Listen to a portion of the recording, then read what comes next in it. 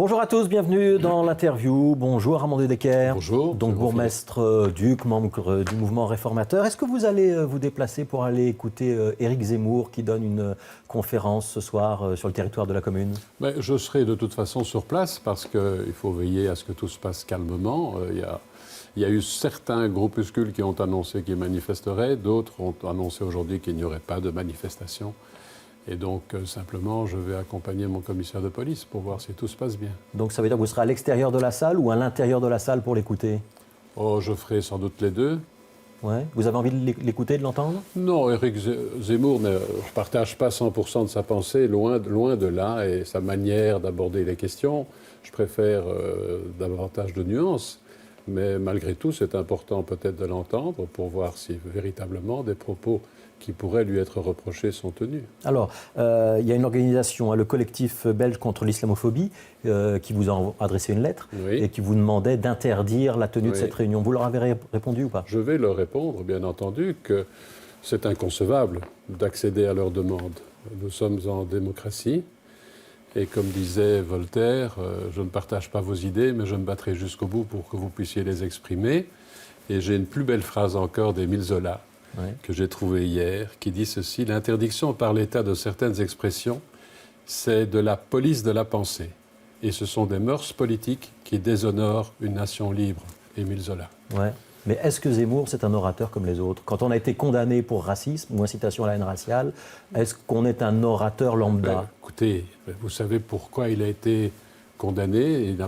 C'était pas nécessairement du racisme, c'est-à-dire qu'il a couvert une attitude d'un chef d'entreprise qui, voilà, sur la discrimination à l'embauche. Des propos. Ouais. Vous êtes avocat de formation. Oui, donc tout ça est une condamnation de mais justice pour racisme, c'est rare quand même. Non, mais tout ça est dans la nuance. Et puis, voilà, on connaît aussi la justice française qui n'est pas d'une indépendance équivalente à la justice belge. Ouais. Si Dieudonné avait fait une conférence à Uccle, vous l'auriez laissé faire ou pas? Mais Dieudonné est allé beaucoup plus loin dans l'antisémitisme affirmé. Vous savez, M. Zemmour est un journaliste comme vous, un grand journaliste qui travaille depuis 20 ans au Figaro, qui a fait des centaines d'heures de télévision sur la chaîne publique d'Antenne 2. Je ne crois pas qu'il faut le traiter ou le mettre sur le même pied que lui ou qu'un prédicateur qui véritablement pousse au djihad et au massacre de tous les...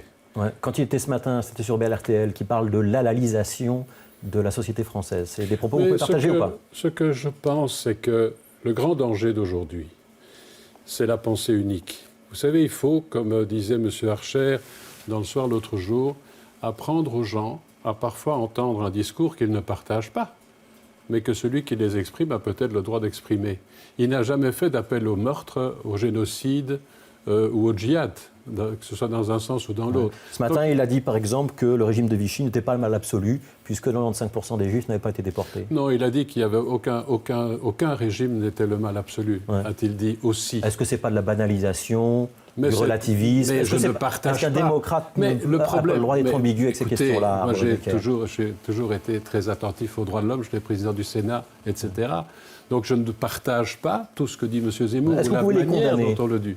Est-ce que vous pouvez condamner les propos d'Éric Zemmour? Non, je les trouve maladroits, mais il a le droit de les évoquer comme il le veut. Et sur le fond, ça représente une partie de votre pensée ou de la pensée de certains électeurs? Ça partage peut-être, parce qu'il faut faire attention. C'est ce que je disais il y a une minute.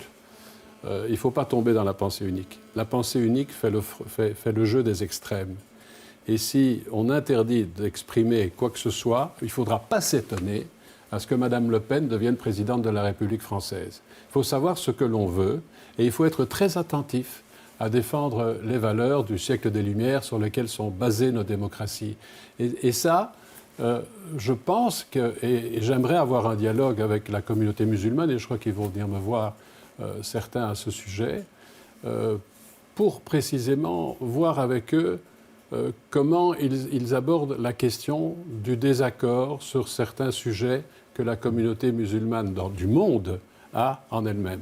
Quand aujourd'hui l'État islamique tue tous les musulmans chiites qu'il rencontre et toutes les autres religions, j'aimerais bien entendre en Belgique aussi des imams se prononcer très clairement contre cela. Ça nous éloigne un petit peu d'Éric Zemmour. Peut-être, oui, mais pas tout à fait. Et est-ce que quand on laisse les propos d'Éric Zemmour se propager, on ne fait quand même pas la publicité de l'extrême droite et d'une idéologie qui n'est pas la vôtre? Écoutez, ce matin, M. Zemmour a été invité par une chaîne concurrente, RTL, à parler à 200-300 000 Belges, et je n'ai entendu aucune protestation. Il va venir s'exprimer ce soir devant une centaine de personnes. Je n'ai pas l'intention d'interdire un cercle privé à recevoir M. Zemmour dire librement ce qu'il a envie de dire. Une dernière question, il y a des mesures de sécurité spécifiques pour ce soir? Bien sûr. Combien de policiers? Oh non, pas grand-chose, ce sera très discret mais efficace. Alors, on va changer de sujet. Yvan Mayer, c'est un bon bourgmestre pour Bruxelles? Mais écoutez, Yvan Mayer est un homme enthousiaste, est un homme qui a beaucoup d'énergie et qui me fait penser parfois à Sylvain Acker, qui disait « j'agis d'abord et je réfléchis ensuite ». C'est un peu souvent le cas de M. Mayer. Vous l'avez traité de despote dans une interview qui a fait sensation, c'était dans la Libre Belgique de samedi. Mais oui, mais écoutez, j'ai des éléments pour penser cela et je n'ai aucune envie de lancer une polémique avec lui. C'est un garçon qui a aussi des côtés très sympathiques. Mais je constate simplement que lors de la manifestation du 6 novembre... Donc la grande manifestation nationale avec les dérapages. J'ai envoyé 20 policiers de ma commune, ils ont tous été blessés. Certains ont été blessés gravement avec des incapacités de travail. C'est de la faute d'Yvan Mayer? Mais je sais que M. Yvan Mayer a écarté 2 commissaires de police qui dirigeaient le maintien de l'ordre sous le bourgmestre Tillmans à la perfection. Et Bruxelles, on était fiers de la manière dont Bruxelles accueillait des manifestations, même de 300 000 personnes. Mais vous qui êtes bourgmestre, vous accepteriez de travailler avec des commissaires qui vous critiquent, qui sont délégués syndicaux et qui refusent des mesures que vous proposez? Mais écoutez, moi, comme bourgmestre et comme président de zone de police, j'ai rencontré pendant des années mes syndicats. Et c'est parfois très sportif, un peu comme d'autres émissions, mais ça fait partie du jeu. Et il n'y a pas de raison de prendre des mesures à cet égard. J'ai une question Twitter posée par Jamal Ekazban. Alors Jamal Ekazban, c'est un socialiste à Molenbeek. En traitant Yvan Mayer de despote, Armand de Decker considère donc que ses amis du mouvement réformateur de la ville sont des valets. Mais pas du tout. Simplement, j'ai un peu demandé, et je constate avec plaisir que M. Courtois m'a donné raison, puisqu'il est évidemment, j'aurais dit exactement la même chose que M. Courtois. On rappelle pour nos téléspectateurs que les libéraux sont dans la majorité à la ville de Bruxelles, avec Geoffroy Coumans, avec Marion Le Maire et Alain Courtois. Répondant à un journaliste, j'avais dit qu'il avait un comportement de despote. Il est évident que M. Courtois a dit qu'il était solidaire de son bourgmestre.